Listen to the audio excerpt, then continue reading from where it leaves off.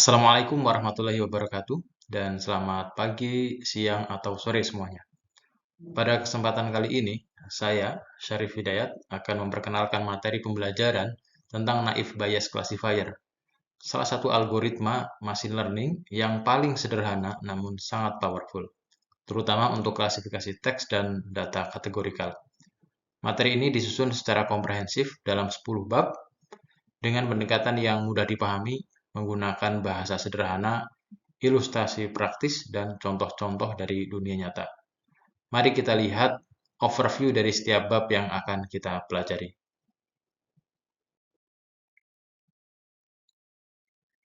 Di bab pertama ini, kita akan memulai perjalanan dengan memahami apa itu naive Bayes. Bayangkan Anda adalah seorang guru yang mencoba memprediksi apakah seorang siswa akan lulus atau tidak, hanya dengan melihat kehadiran, nilai tugas, partisipasi kelas, dan nilai kuis. Anda tidak perlu tahu hubungan pasti antara semua faktor ini. Anda cukup tahu dari pengalaman bahwa siswa dengan profil tertentu 95% lulus. Itulah esensi dari naive Bayes. Kita akan membahas mengapa algoritma ini disebut naif, karena membuat asumsi yang sangat sederhana bahwa semua fitur independen dan tidak saling mempengaruhi. Padahal di dunia nyata, fitur-fitur ini sering berkaitan. Namun, justru kesederhanaan ini yang membuat algoritma ini sangat cepat dan efisien. Bab ini juga akan memberikan panduan tentang kapan sebaiknya menggunakan naive Bayes dan kapan tidak. Algoritma ini sangat cocok untuk klasifikasi teks seperti spam detection dan sentiment analysis. Namun, kurang cocok untuk data dengan fitur yang sangat berkorelasi atau pattern recognition yang kompleks seperti gambar dan video.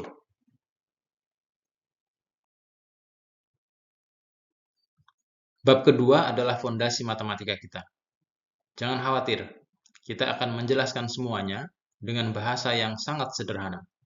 Kita mulai dengan memahami probabilitas. Apa itu peluang atau kemungkinan? Probabilitas berkisar dari 0 hingga 1, di mana 0 berarti mustahil terjadi dan 1 berarti pasti terjadi. Contoh sederhana, melempar koin memiliki probabilitas 50% untuk mendapatkan angka.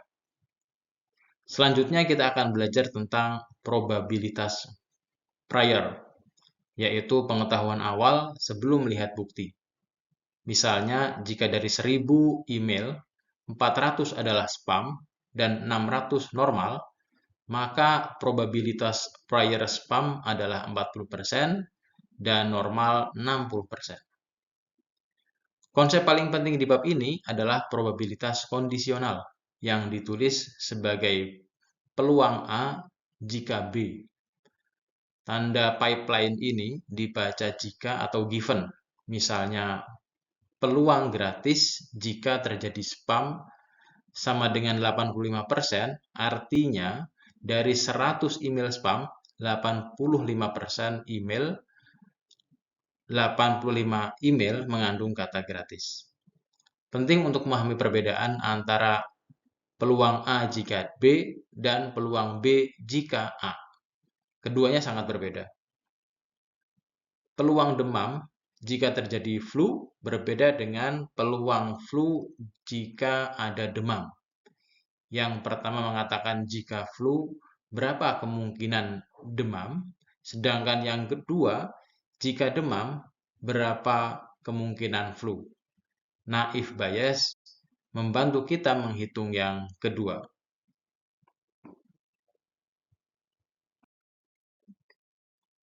Di bab ketiga, kita masuk ke jantung dari algoritma ini, yaitu teorema Bayes. Formula dasarnya adalah peluang kelas pada suatu fitur sama dengan peluang fitur pada kondisi kelas tertentu dikalikan peluang terjadinya suatu kelas dibagi dengan peluang terjadinya fitur. Dalam bahasa sederhana, kita mencari probabilitas suatu kategori berdasarkan bukti-bukti yang kita lihat, dengan mengalihkan seberapa sering bukti itu muncul di kategori tersebut dengan probabilitas awal kategori itu. kita akan melihat ilustrasi lengkap dengan diagnosa penyakit. Misalnya, seseorang mengalami demam, batuk, dan pusing, apakah dia flu atau flu biasa, maksudnya common cold. Dengan teorema Bayes, kita hitung probabilitas untuk masing-masing penyakit berdasarkan seberapa sering gejala-gejala tersebut muncul pada setiap penyakit, lalu dibandingkan hasilnya. Kita juga akan memahami mengapa evidence atau sering disebut sebagai penyebut dalam rumus sering diabaikan. Karena nilainya sama untuk semua kategori. Jadi kita cukup membandingkan pembilangnya saja. Ini seperti membandingkan tinggi badan dua orang. Kalau keduanya pakai sepatu yang sama, kita cukup bandingkan tinggi mereka tanpa perlu lepas sepatu.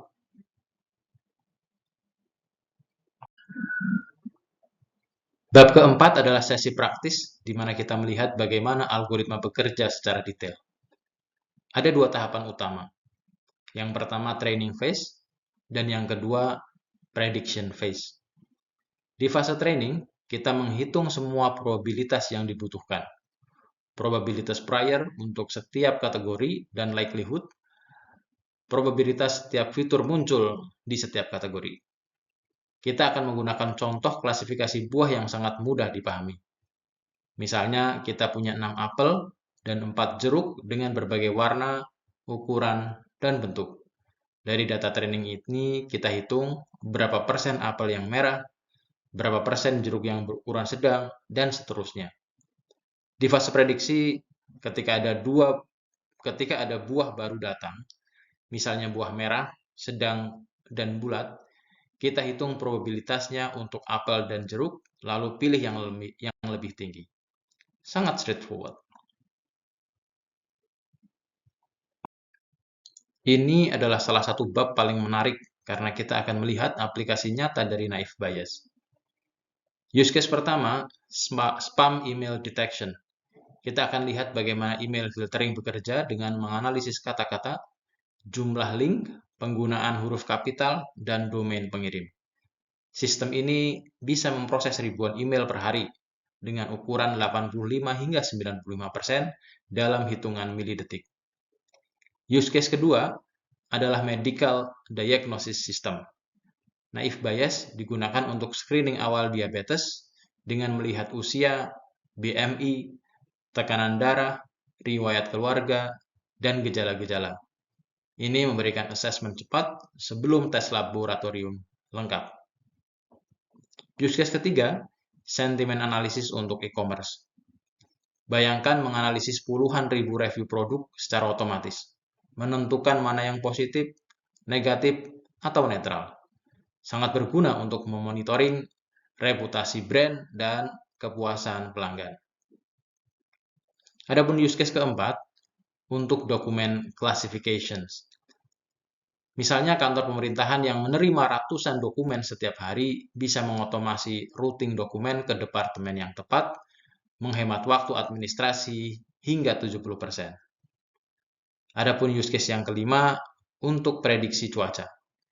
Meski sederhana, naive Bayes bisa membantu prediksi cuaca berdasarkan kelembaban, suhu, tekanan udara, dan kondisi awan. Tidak ada algoritma yang sempurna, dan di bab ini kita akan jujur membahas kelebihan dan keterbatasan naive Bayes. Kelebihannya sangat mengesankan, sangat cepat untuk training, dan juga untuk prediksi. Efisien untuk data besar, tidak butuh banyak data training, bisa handle missing values, mudah dijelaskan kepada stakeholder, dan sempurna untuk klasifikasi teks, serta tidak mudah overfitting. Namun, ada keterbatasan yang perlu kita pahami. Yang paling utama adalah asumsi independensi yang tidak realistis. Di dunia nyata, fitur seringkali berkorelasi. Ada juga masalah zero probability, yaitu jika ada fitur baru yang tidak pernah muncul di training data. Dan solusinya adalah Laplace smoothing. Kita juga akan melihat perbandingan dengan algoritma lain seperti decision tree, support vector machine, dan neural network dalam bentuk tabel yang mudah dipahami. sehingga kita tahu kapan naive bias adalah pilihan yang terbaik.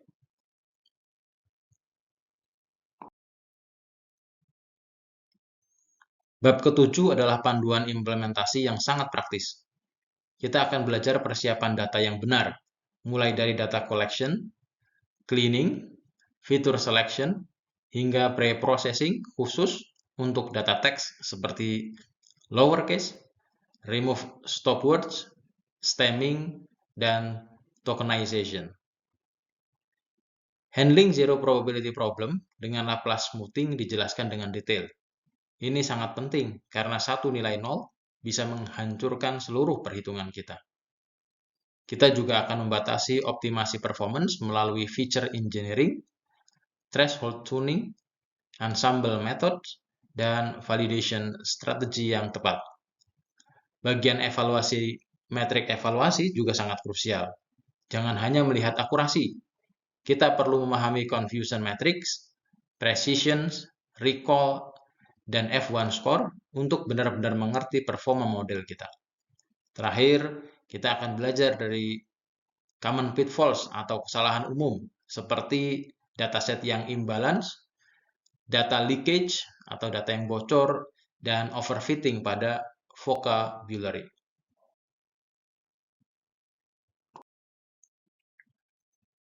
Tahukah Anda ada berapa jenis naive bias? Di bawah ini kita akan membahas 3 variasi utama. Yang pertama, Gaussian naive bias untuk data numerik kontinu yang mengikuti distribusi normal. Misalnya suhu tubuh, tekanan darah, dan hasil laboratorium. Yang kedua, ada multinomial naive bias untuk data count atau frekuensi. Ini paling sering digunakan untuk text classification, di mana kita menghitung berapa kali suatu kata muncul. Yang ketiga, Bernoulli naive bias. Untuk data binary, ada atau tidak ada, 0 atau 1, misalnya apakah email mengandung kata gratis, ya atau tidak. Kita akan belajar kapan menggunakan yang mana dengan tabel perbandingan yang jelas berdasarkan tipe data yang kita miliki.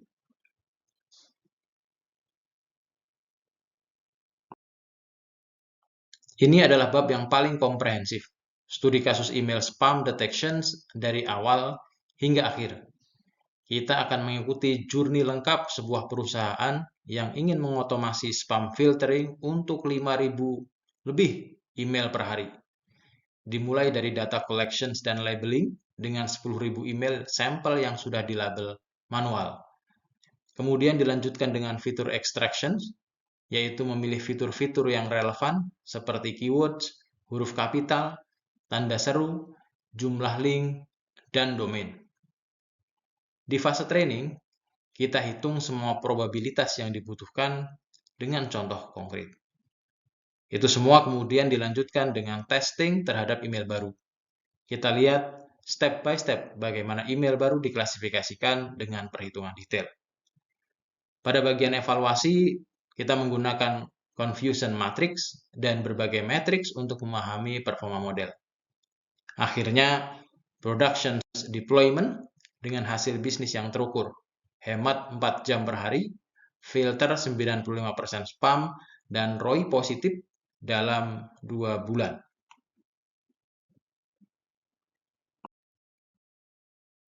Di bab terakhir, kita merangkum semua pembelajaran kita.